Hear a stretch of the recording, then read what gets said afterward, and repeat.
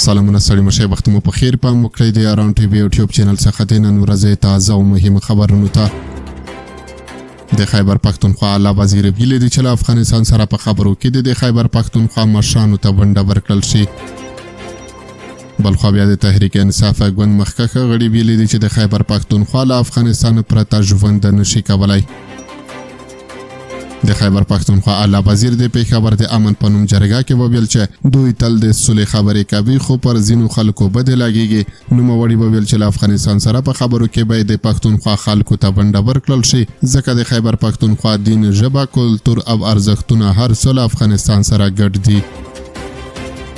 د خیبر پښتونخوا اعلی وزیر د چهارشنبې په ورځ په پېښور کې د امن په نوم جرګې غونډې ته په خبرو کې وویل چې د ترهګرۍ پای ته رسولو لپاره باید د پردې تر شا پرېکړې عام محضر ته راوړل شي او نور خلک هم پکې ښکېل شي.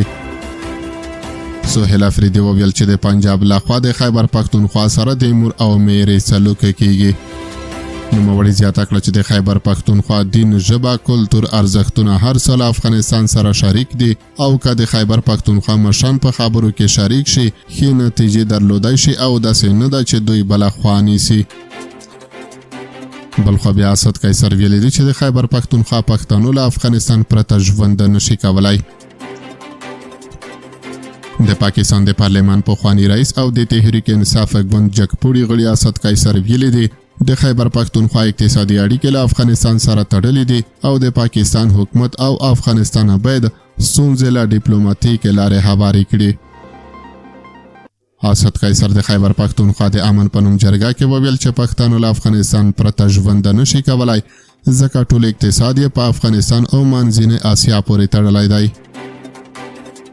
اسد قیصر وویل چې اسلامي امارات هم باید د پاکستان ستونزو ته رسیدګي وکړي او د افغانستان لپاره هم له پاکستان پرته اقتصادي مسایل مخ پر وړل اسانه نه دي.